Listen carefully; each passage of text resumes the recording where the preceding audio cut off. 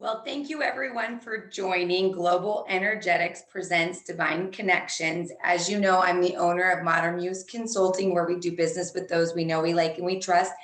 We're now an internationally respected and sought out hub for sales professionals, business owners, leaders, managers. We do a lot of business in the financial sector. And today I'm honored to present to you Randy Brown. Randy Brown is a previous client of ours at Modern Muse Consulting, and he has the same mentality that I have. We are both working together to create global peace and to give back to our local communities. And with that, I'm going to share with you Randy Brown.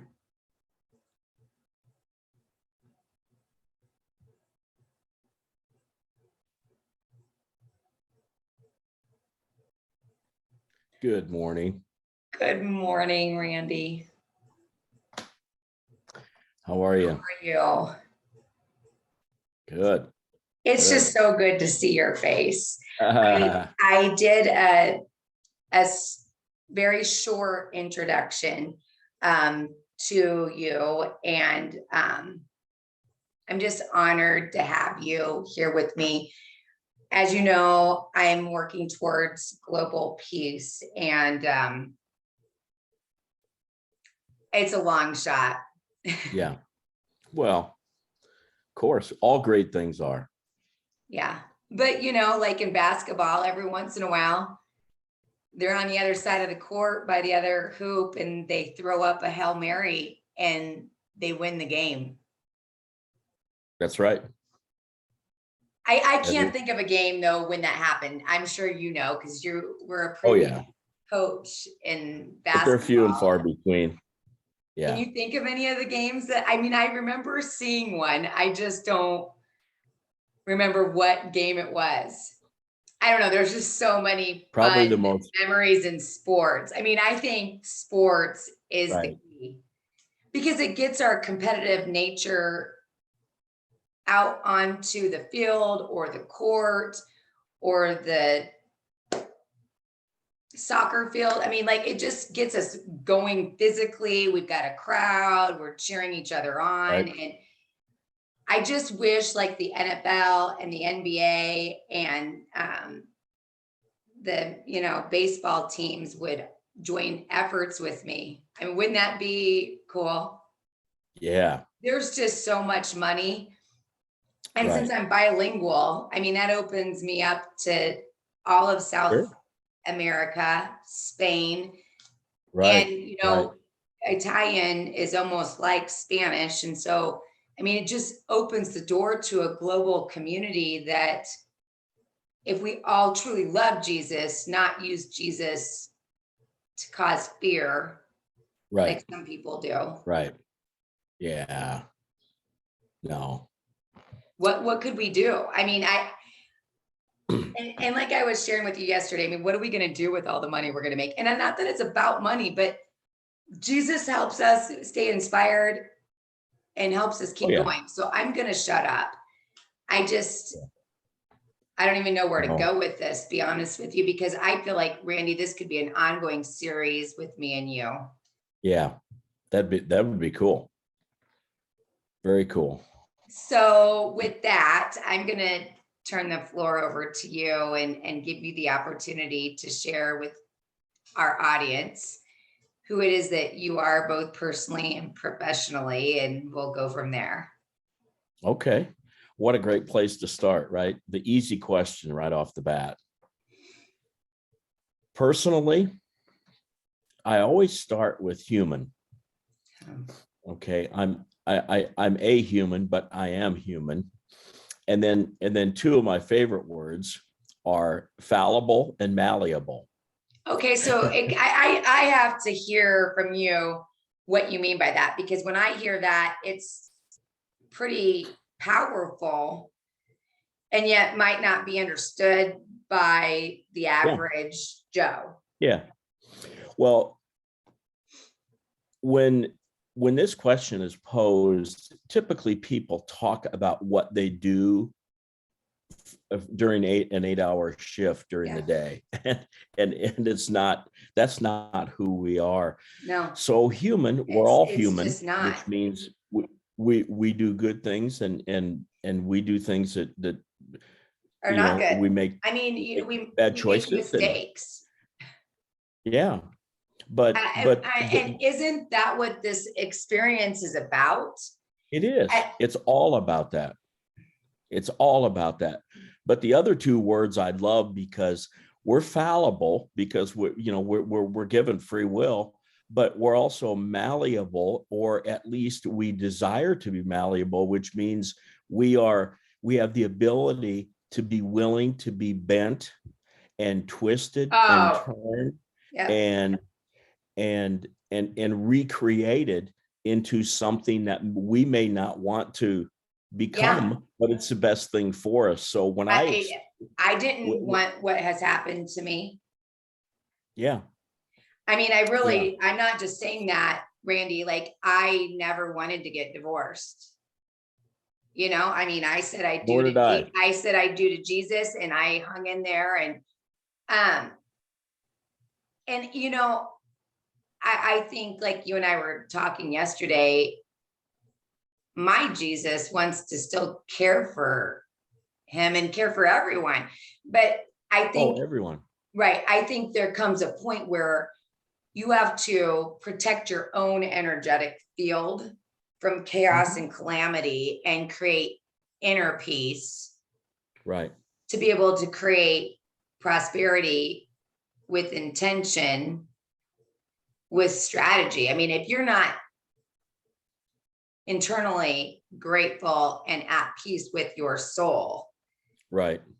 how can you help other people grow and prosper when you Oh, can't even manage your own inner conflict?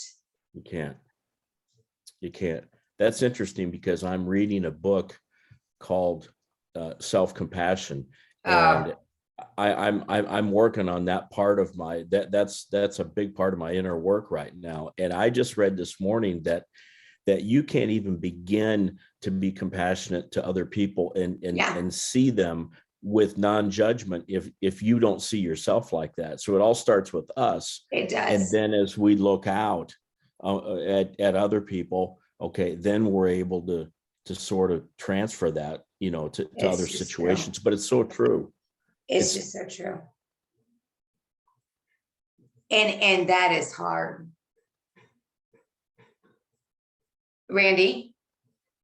We're all, we're all sons of the maker. We're, a son of God. That's why I always include that when I answer the question of who, because that's why that's how I got here. And there's a reason why I am here. Yeah. And that reason gets bigger and clearer every day. Every day. The older I get. So absolutely, in every way. Every day in every way. So do you know what I've studied, Randy? And this will make so much sense to you. Every time you go to sleep, you go to heaven to be with your maker. My maker is Jesus, not everyone's maker is Jesus. And I understand that. I mean, and I'm not trying to force my faith on anyone. No. And in the right setting, I don't even talk about my faith, because there's certain places we go where faith should not be brought up. But in a situation like this, where you and I are together speaking off the cuff about who we are as individuals, we have the right and opportunity, in my mind, the responsibility to give our light back to our maker, whoever other people's maker might be. That's their business, But anyway, we go to heaven when we go to sleep every night to recharge our batteries, to wake up on fire for Christ if we're Christians. Yeah. And doesn't that make sense? I've never heard it explained like that, but that's really good. So I've also read that we have one word. It's not to be a mom. It's not to be a dad. It's not to be a sister. It's not to be a business owner. We're here for one word, to express one word. And I've known since I was 30 that my word is forgiveness. And it starts with, like you said, self-forgiveness. Right. It or does. compassion, whatever you want to say. And then I Right. can forgive other people. But if I can't forgive myself for Right. things that I feel I could have done better, but either A, didn't know how to do better, or B, didn't care to do better, Mhm. or C, just simply gave up, which that is, I think, the absolute worst solution. You can never give up. You just can't ever give up. It's a big part of my speaking platform is that is, and that's the title of my book is Rebound Forward, because Right. when we get knocked down, we have to get up. And then once we get up, okay, if you get on your feet, once you But you get have to on your stay feet, up. though, you've eliminated quitting. If you stand up, if you stay down, you got a great chance to quit. And there's no reason to, there isn't. And we've all been through a lot of things. And I love the church sign that says, if you get, you have to get up one more time than you've been knocked down. And it's just one more time. Okay. It's not 1,000, it's one. And so, something happens today around the world. There's going to be a lot of really difficult things that happen to people. And I pray for them that they can get up and meet the challenge and then move forward from it. Right. Because Right. I mean, giving up's not a I read solution. something in my 20s. Now, this is a really powerful thought. There was a man in a Holocaust camp who decided that the one thing they couldn't steal from him was his freedom in his mind. Viktor Frankl. Is that who it was?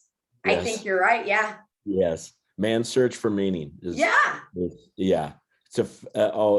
It might be my most favorite read ever. Right. Yeah. Yes. That book grabbed me like it did you, huh? Yeah.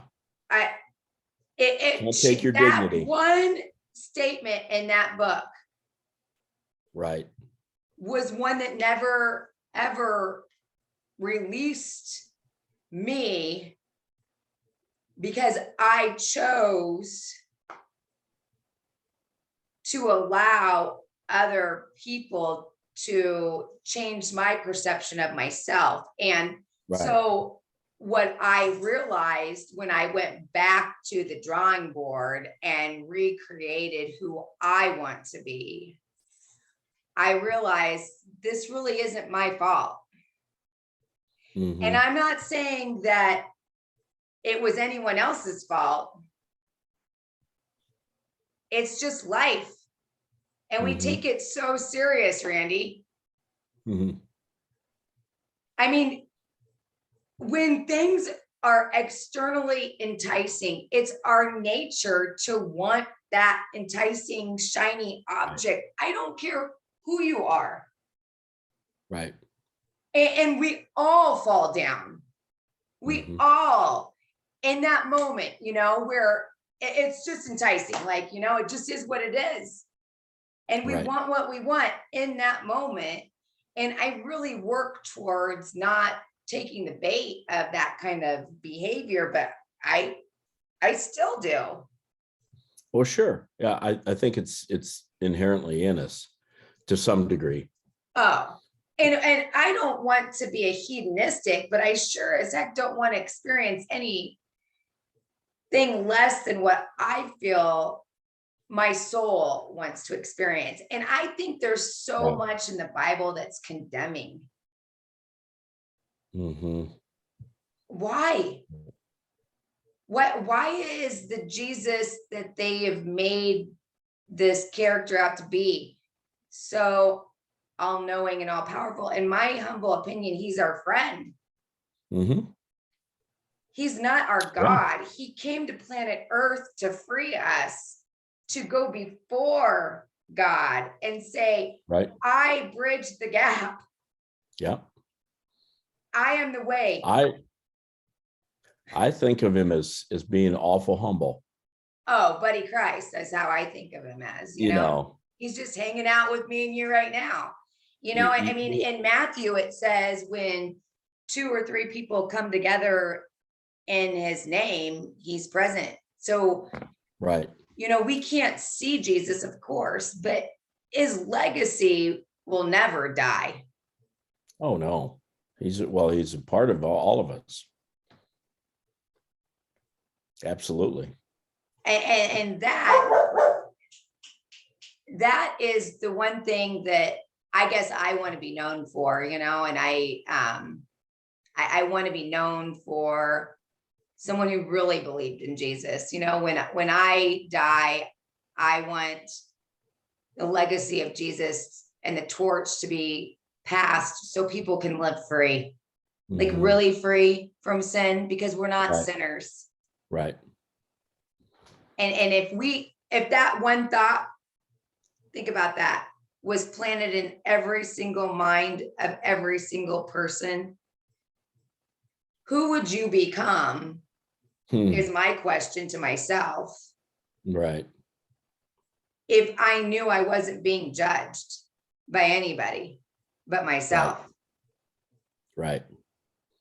And sometimes though, unfortunately, we're the biggest judgment of all, right? which is along with what I'm working on, because there's no reason for that. I don't need to judge myself. I've already, I've already been judged eternally, and I'm going to be judged again. And really, I mean, that we've learned through the years that that's really the only judgment that should count. Although we count a lot of other people's opinions way more than we should, but that throws us off track big time. Oh, big time. You just have you have to be solid in who it is that you are before you create relationships with other people. Because I really believe in interdependency. You see the codependent relationships, which are extremely unhealthy. And then you see the 2 independent people that are running parallel, unhealthy. Right. People who are interdependent weave, they stay in their lane, they weave over, go back to their lane. Right. And the true friends that I have that I absolutely cherish, I can go years without talking to them. And then I pick up the phone and it's like we pick up right where we left off. Because though we're both in our own lanes, when we finally decide to weave back over, we're there, Right. Yeah, that's always an amazing. Isn't that so amazing when that happens? It's so great. It's so great. And have you ever had an opportunity where you've walked into a party and you just know that person's your friend for life? Isn't that, isn't that like the most rewarding experience? Yeah. Yeah, you just kind of know. And how is it that we know like that person's cut from my cloth? There's something internally wired within the essence of our souls. So it starts with the soul, and then it goes to the spirit, and then it goes to the heart, and then it goes to the mind to control the body. Now, the key though is to train your mind to know all that. Right. Because the thoughts are controlling the body. So if you can't control your thoughts, you can't control your body. And if you can't control your body, you can't control your heart, and you can't control your spirit, and you can't control your soul. Then you're way out of whack, completely out of whack, right?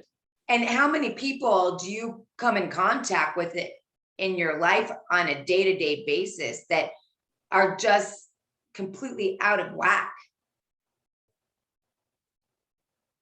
Well, quite a few, and then a whole multitude beyond that of people who are hiding, who are really being out of whack. Right, because And they don't even want to address who they are no, because they're so out of whack that they don't want to right. pick up the phone to call anybody.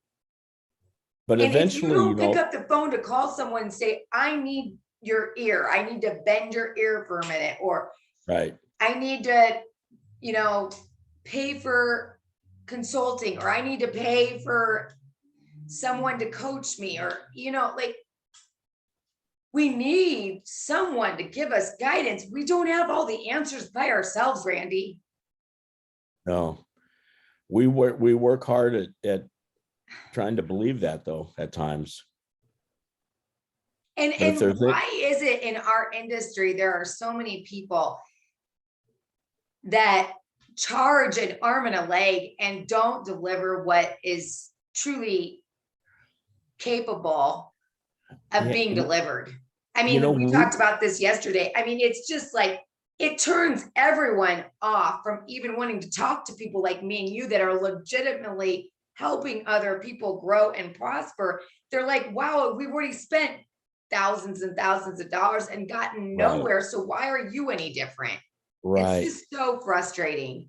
Here's an interesting angle on that, though. Okay. So on one hand, what you said is true. There's a lot of truth to that. On the other hand, is people are agreeing to pay people who aren't providing a lot of value. And so if that continues, I'm sure a lot of people are just like, hey, well, what I've been giving them is good enough, and they keep paying me, so I'm just going to give that to them again. And again, no judgment to anyone in my industry. I'm not judging anybody. It just makes it harder for me to sell, because you've got barriers. I mean, yesterday I had a really good conversation with a man that's going to pay for me to create a franchise for him. He's wanting to do that. And quite frankly, Randy, I'm going to barter with him. I really don't need a lot of money and fancy things. And I just really want to help people, and it starts with giving in our industry to receive. Because if you can't give value, like what we're doing right now to showcase your talent, to really prove to people we're walking the talk, we're not just talking the walk, they don't trust you. And that's why I continue to put myself out there online, because without that tool, you really have showcase your talent, there's no growth, and there's no way for me to lead people into the promised land and keep them there. Not if all you are is a business card. I mean, everybody's got one of those. What I started to do, Randy? Way beyond that. You know what I started to do on dollar bills? I put my hashtag on dollar bills and my phone number, and use dollar bills when I go. Think about that. How many times that hit someone's hands? Right. Versus a business card. Yeah. Those are. They're a thing of the past. And when I go to networking events, I never carry a business card, because I don't want people to message me. I will call them, and then I follow up with them and put them in my database. And I mean, I want to reach back out to them. And so I don't need a business card. They've got the business card. And if I'm following up with them, then I have a coffee and I get to know them. I mean, I've drilled it down to 5 coffees equals 1 complimentary consultation, which increases my bottom line by $100 a week at least. And I mean, I've ran my numbers. I know systematically what I have to do. I've got to make 15 phone calls every single day to book 5 coffees. So if you're adding 75 names every single week to your database, and you're sending out a weekly email with positive, constructive information to help people, at some point, either A, they'll disconnect and delete you from that email, and they won't get it anymore, or B, they'll at least get some sort of value out of it, or C, they'll reach out. Like that's how you and I got reconnected. Sure, I mean, but absolutely. you've got to stay consistent. And too many times we get in and we get out and we get in. And if you don't have a systematic approach, this is what I do. How can we Right, help them grow? If we're, right, you right. know, All I don't over know. the, That's yeah. just my feeling. So back to you. Consistency, consistency. Yeah, It's the key it is to a lot of things. to, I think, everything. I mean, yeah, name me one thing where consistency is not the key. I can't think of anything. well, the only, Consistently faithful, consistently kind, consistently, grateful, consistently. I mean, I clean my house every day consistently. Before I go to bed, I make sure my house is organized, the coffee's ready to go. So when I wake up, I go for a walk out the door. I mean, I've got a routine, a consistent routine yeah, that keeps me under control. Because if I can't control me, how can I control making money for other people? I mean, I guess that's just how I look at it. have you ever noticed that the people who are really consistent about the way they go about their business and their life rarely use the excuse of, well, I just didn't have time, or I Right. ran out of time. They never do, because if anything, they have leftover time. Right. It's when you don't know what you're going to be doing It's at a true. certain time, and you don't know what the flow of your day is going to be, is when you just end It's up so burning a true. lot of And time. Yeah, what I it was is. told by a marketing specialist, and this makes a lot of sense. If you notice, some people have you on a database and you're getting emails randomly from them all the time.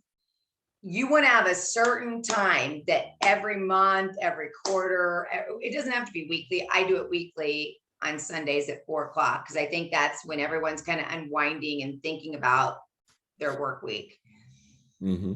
But what he said is you want to consistently post. So I try, like this morning, I forgot to post my videos to promote my business and inspire people. It should be every day at a certain time and Same time. every evening at a certain time. It's when Right. we're doing this haphazard stuff that people aren't looking for you at that specific time. And it made a lot of Right. sense to me. I don't know if you know Don, I can't think of his last name, but anyway, It does he make sense. Yeah. he owns Viper Consulting, and he did an interview with me and he shared that information with me. And I was like, wow, that's brilliant. It Yep. makes sense. Yeah. Social media is hard to do without a schedule. And I'm Mhm. working on getting things on a schedule. Then you know when they're going to drop, and it just helps a ton. It does. And you can get it set up like on Facebook, on your Oh yeah. Facebook page, where you're scheduling it just to drop on its own. So I used to on Sundays schedule Sure. everything out, and then just force it back out on my personal page. I mean, Load it in there. Yeah, right. absolutely. You don't even need an assistant anymore. Everything's so automated. Well, and there's a tool for everything. Sometimes there's Too way more many. tools and apps than you need, but there is, if you have a need for a schedule for social media, let's say, there's tools. Oh, No, there's no question. It's all out there. it's all, but you've got to take the time to investigate all that stuff. And that's where, You got to I learn mean, you it. got to carve, and this is where I don't get sidetracked. Like I carve out time every Monday for a couple hours just to tool around and give myself freedom just to envision my future brand, you know? Right. Anyway, That's good. okay, so That's good. we kind of got off track, but talking to you about business is just so fun for me. So back Mhm. to who it is that you are. So you shared a little bit about yourself from a high level perspective, but let's drill into the details of you as a family man and that type of thing. And then you can share about your professional past, and then we'll move into the next question. Sure. So, with my family, that always is where I end up going back to, even though I am divorced after a really long marriage. But the thing that was really consistent about our marriage is that we just seem to have one one tragedy after another, Oh, and I agree. we just really got wore down. And Yep. I mean, a relationship's hard enough as it is, and we Yeah. just really, I think, paid the price of just basically being human and going through the death of two of our 4-year-old girls and almost losing a third girl out of 4. And it really took its toll.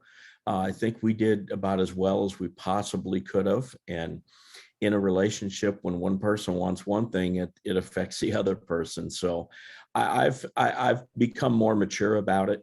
I wasn't when it happened because I wasn't for it and I didn't really expect it, but I've become more mature and understand and really respect her because she did so much for our family. Primarily, when you're married to a coach who's Uh, married to a job, and there's that's two how I marriages feel on there. the receiving end of that statement, because I was married to my job, and Yeah, we weren't able to have children, so we had grief every single month, yeah, yeah. and I would rather have my grief than your grief, because at least I didn't have a baby that I got to physically hold Mhm. and lose that baby. Yeah. But I've learned an awful lot through that. We do, if we elect to learn through all these things we go through, sometimes there has to be a period of time though that passes for the learning to take place and for some maturity to lock into place, because I was so It's lost for true. so long and I couldn't make sense of it. And nobody hands you a manual on, oh, hey, by the way, here, take a copy of this, because if you do happen to lose a child, here's how to go through the 1 through 10 steps. There is no such thing. And you just Well, have to and they've figure it got like out. the grief cycles and all that stuff. Give me a break. Like, like you get angry and then you get, peaceful, and then there's It's all so that stuff. personal. That's a textbook. It's so personal to everybody. And It's a textbook. And I wish people would realize, like, when you go to a counselor or a coach, they're leveraging a textbook for real life problems. And there is no solution. I don't know everything. You don't know yeah, everything. We can right, give you thoughts right. and ideas to plant to help shift your direction in which you're thinking. But at the end of the day, that's your responsibility, not ours. Right, It's just right. hard. Yeah. So I certainly learned a lot, and addiction's been part of my past Oh, with right, alcohol and also with pornography right. and that led me to A a dark 2 year place. vacation that was not a vacation in federal prison. Um, there's so much about that experience that I really haven't talked about, because there's a silver lining in it that it really put me in a place. I was a completely different person coming out, because I was actually gifted to be placed into a treatment program while I was there for 21 months, and it saved my life and changed my Yeah. life. And And that's I'll what be prison is indebted intended forever to to do. the I mean, doctors. prison's intended to do that. Many Well, times what happens is they get out and they just learn how to beat the system. And that's not it's what very it's supposed poorly to do. intended. It's intended. Yes. But this was a specific program, Yeah. and thank goodness, because and I've actually reconnected with one of the doctors that was very influential in my getting it, understanding what got me in that place and what I allowed myself to do to get That's there. And amazing. boy, she was a godsend, and we have connected. That was one of the coolest reunions I've ever experienced. So So was she tough on you, or was she super easy going? I'm just the, curious. there's no super easy going there. I They figured she was pretty tough on they you. exhibit the persona of prison, but they do it within their own personality. She was tough, but she had to be because she had to be. Yeah, and and I and I would fought it. love to do prison ministry. Oh, oh, I think you would be very good at it too. And I mean, I can set women and men straight, I mean, it doesn't matter what sex you are. Life is hard. And it just is. I don't care. It just is. I think the part that a lot of people struggle with, because there's a lot of people who have freedom, but they're in their own self-imposed prison. The thing in life that trips up so many people, Randy, is a lack of acceptance. And whether, amen. I mean, you can't say it any better than that. You just really can't. Whether you're in your own prison or whether you're in prison, if you can't accept good, bad, and indifferent where you are, whether it was your fault or not. And we really seem to fight with those things that and why do we always have to point fingers at everybody? Like, I know. Why can't we just surrender and say this is life? We don't want to be wrong, and we don't want to accept. But I tell you, acceptance is.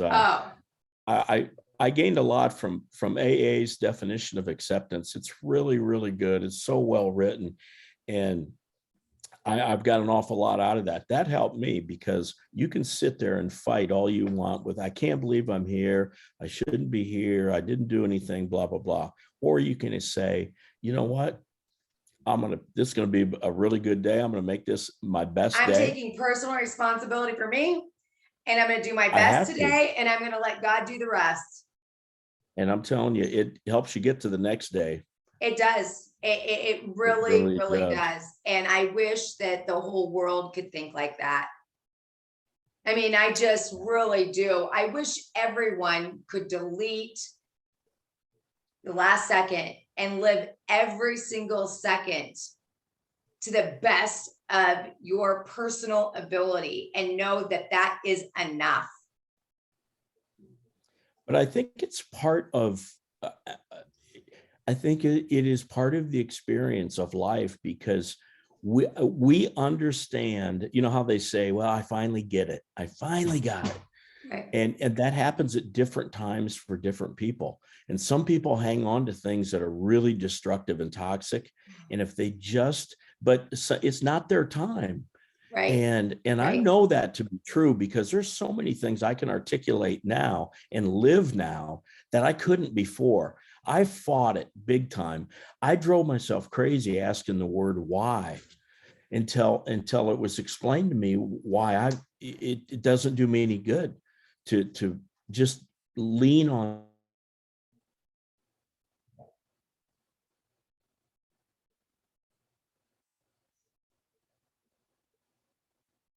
Randy? We wish we would have got him earlier, but it's just, we're just all created so different. It's just so true. Okay, so professionally, go ahead and share a little bit about yourself professionally. I can't wait to hear. Well, I consider I have like three periods of my professional being. One was when I was 8 years old, I decided that I was going to make a living either playing in the NBA or being a coach, one of the two, whichever worked out. And I was really fortunate, because that's really all I ever wanted to do. And I became a high school coach.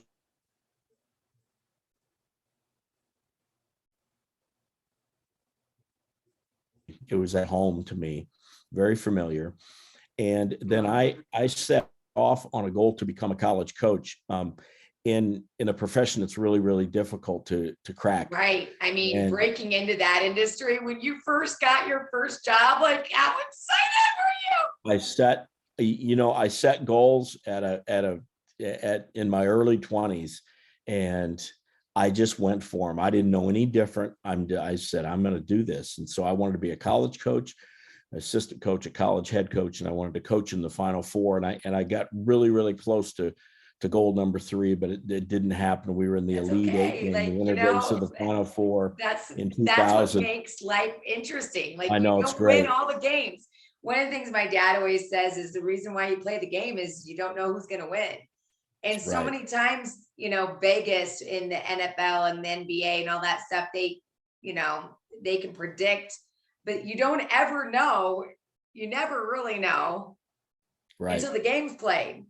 And I think what's sad about professional sports is I think some of those players throw the game for money, but that's a whole nother topic of conversation. Yeah. But anyway, like, I just think that's why college ball for me is so much more enticing to watch. And that's where you coached, Yeah, I did a long time, 20 years of that, and moved all over the country, was with top-notch people. Amazing. Unbelievable experience. And Just amazing. and Simply and amazing. then because of making the poor decisions that we alluded to earlier, it ended my prospect of ever coaching at the collegiate level or above, or the NBA or anything else. And so what I did, I had a period, the second period of my professional life was really a period of reinventing myself. I felt like I was in obscurity when all you do for a long time is one thing, and you get locked into the identity of that. It's really tough to morph out of that and It's just true. accept what's going on. And I had a hard It's time just accepting. true. So I had a period of about I would say about 10 to 12, about 10 years where I was kind of in limbo. I was just working along, but I wasn't really driven. And I Randy, was can trying you to hold that thought? My little Duchess needs to go outside and go potty. I Just sure give me a can. second.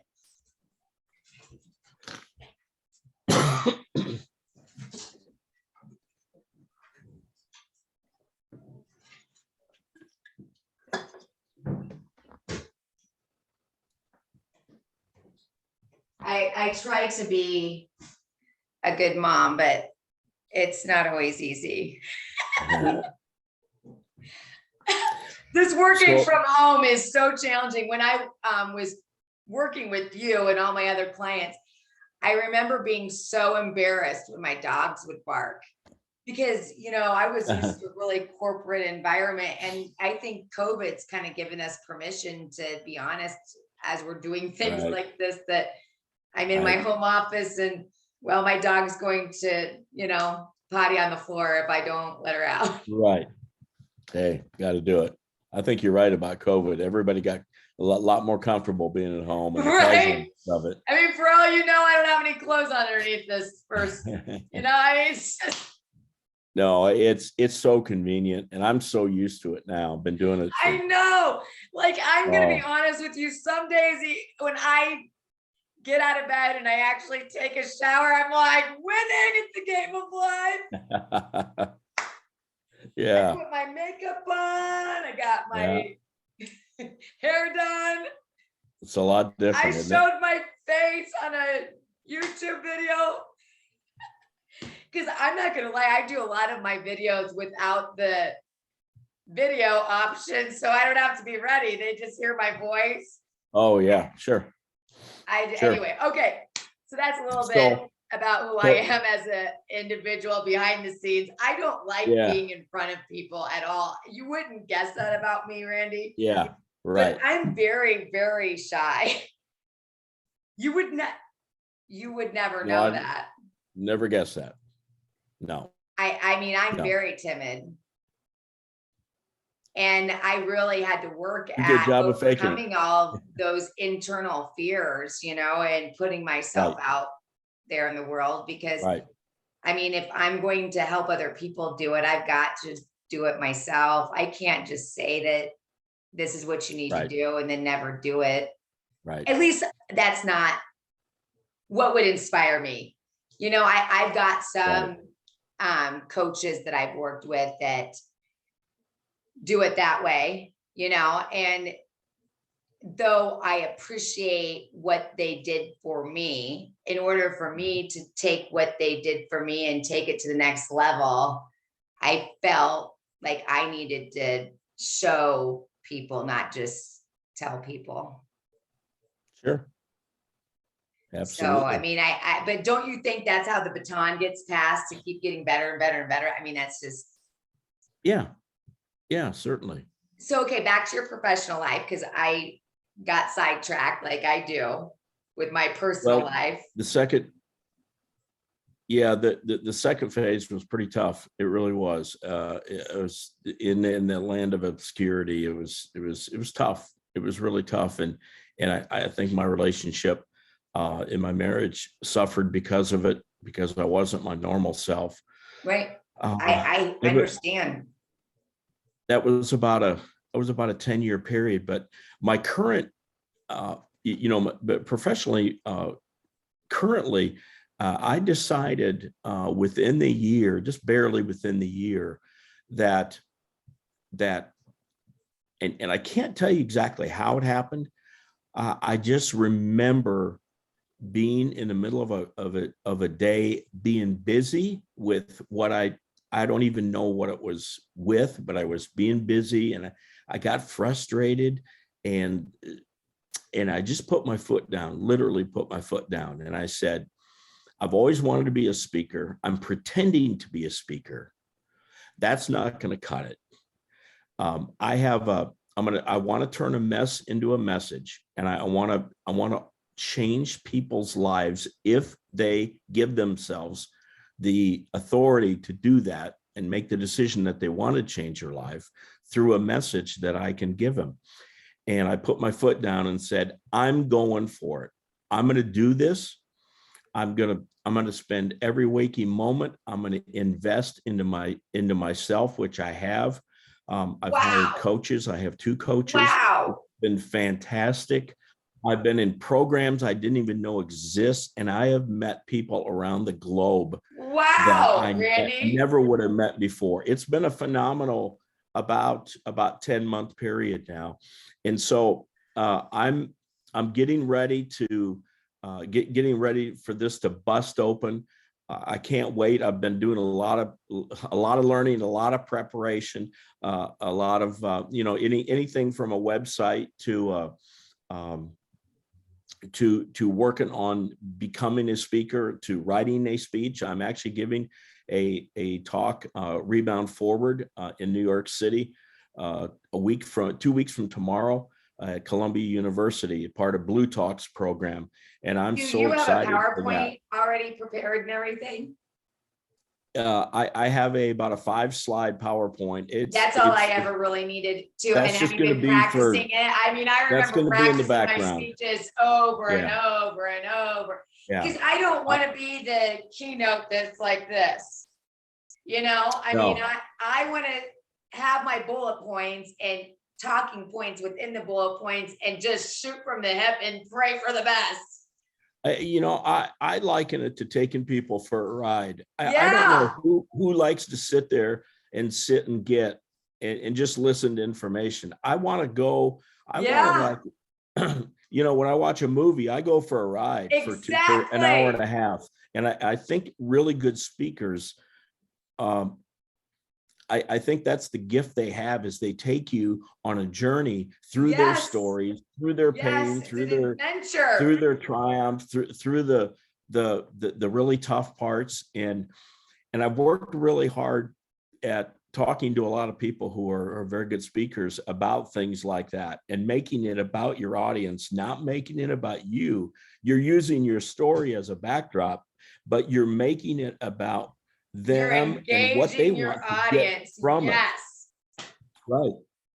And something, what I do at the very beginning of my presentations when I'm on the road with any circuit is I'll ask people, what are you expecting to get out of this presentation at the beginning of the presentation, and get some ideas.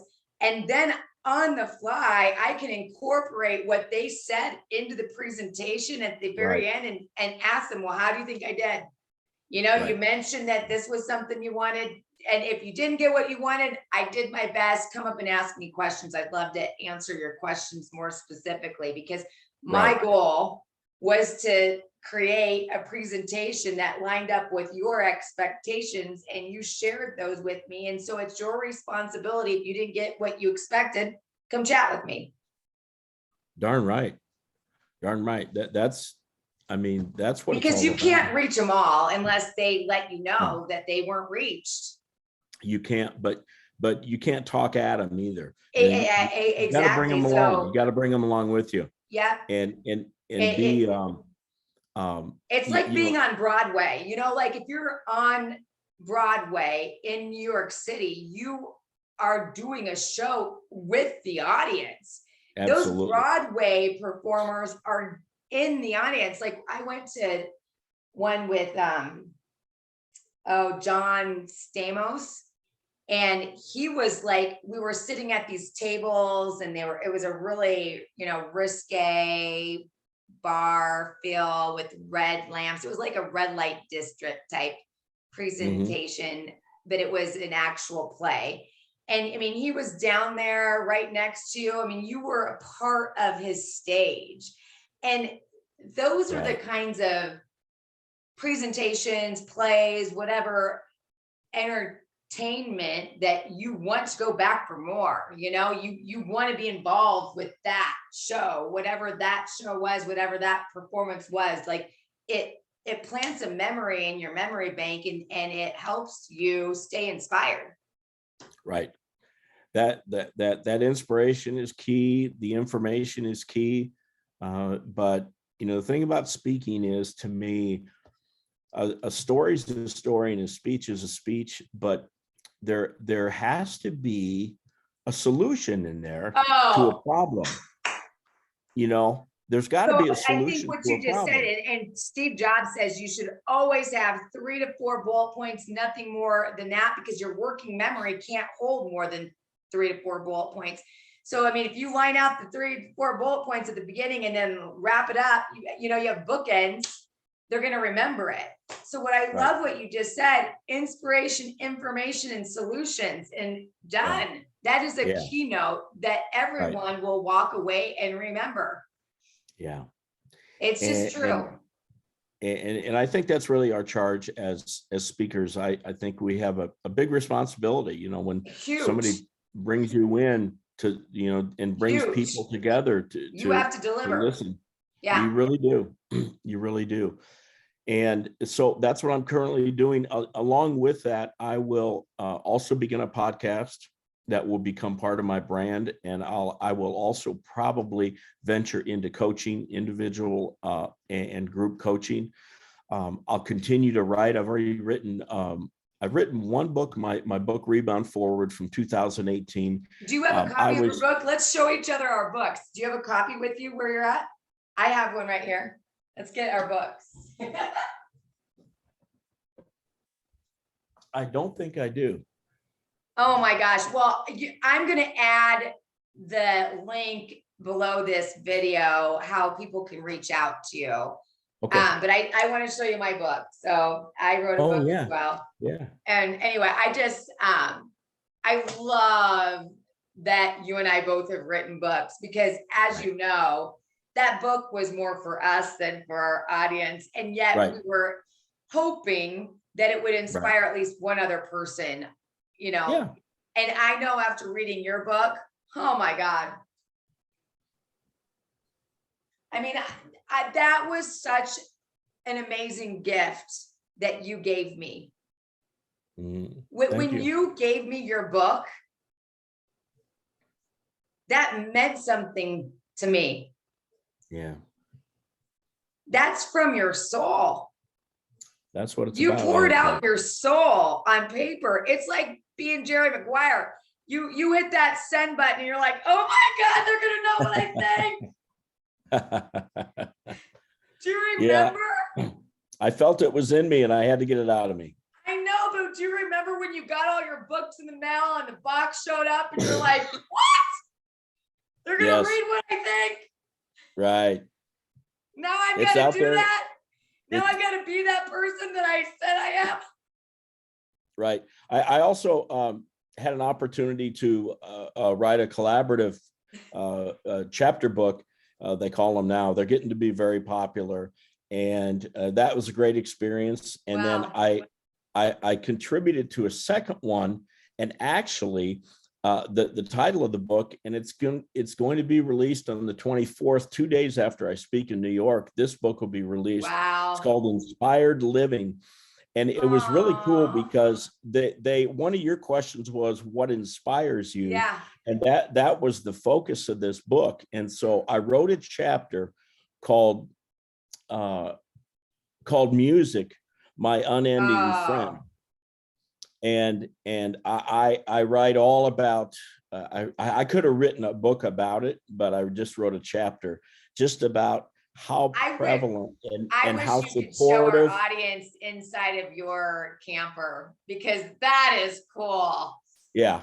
I mean, music really, truly inspires I'm a music you. guy. I mean, when I got in that camper with you, when you stopped in and saw me in Kansas City, I was like, wow, this is like riding with the rock star band, you know, like you felt like you were going to be traveling from city to city to do a concert. Right. Well, maybe I'll go on a book tour. Hopefully I'll go on a book tour here one of these days, from city to city. That'd be kind of cool.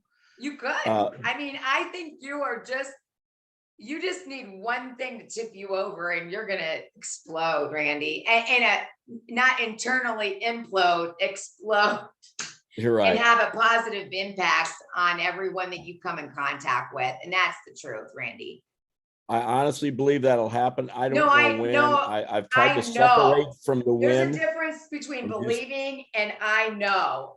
I know. You believe, I know. I have watched the evolution of your soul side by side for, I don't know, 10 years on and off. And there's no doubt about it, Randy. It's going to happen. It's already happened in the future. Yes. You just have to lean into it.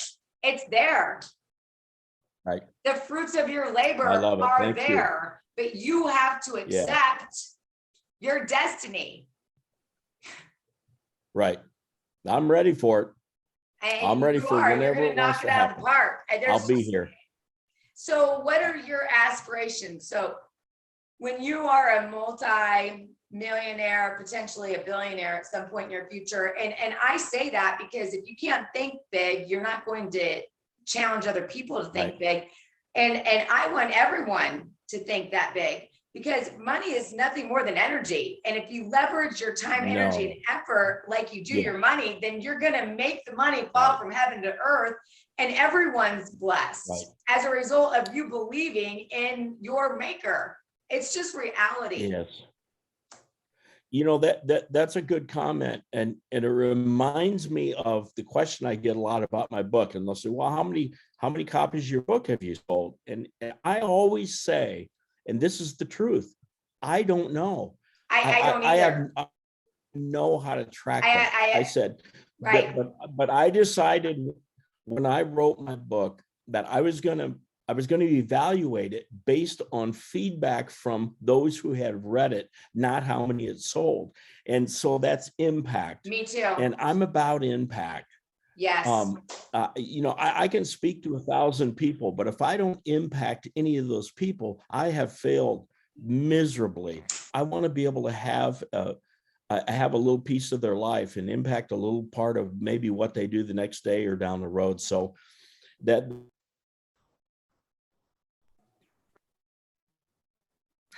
So you had asked about what inspires me, and I mentioned that book, but you know what inspires me is the underdog. I love the underdog. I'm inspired when I see people smile. Oh, I just think it's just the coolest thing. I'd love to see people laugh. My God, it's so true. So I mean, that's what you're going to do with your money, is make people smile. I love that.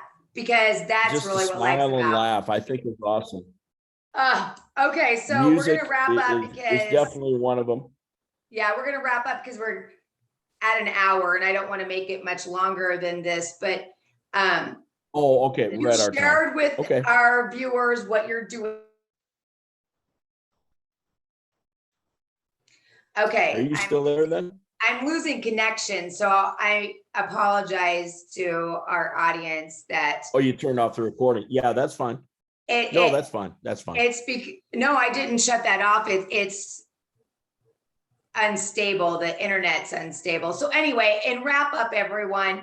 I just want to personally thank Randy. I have an unstable internet connection right now. And so I think that's my cue from the divine to say that it's time to wrap up our presentation on Global Energetics Presents Divine Connections. If you would like to be on one of these interviews, you can message me at 913. Again, it's 913-634-7425. Again, thank you so much for joining. And as you can tell, me and Randy are extremely passionate about what it is that we do. And I hope that you follow Randy on his journey and his progress to help you prosper in the world. He's a very, very special person that I'm honored to call my friend first and my previous client second. Thank you so much for joining. Again, you can message me at 913-634-7425 to be interviewed. Take care.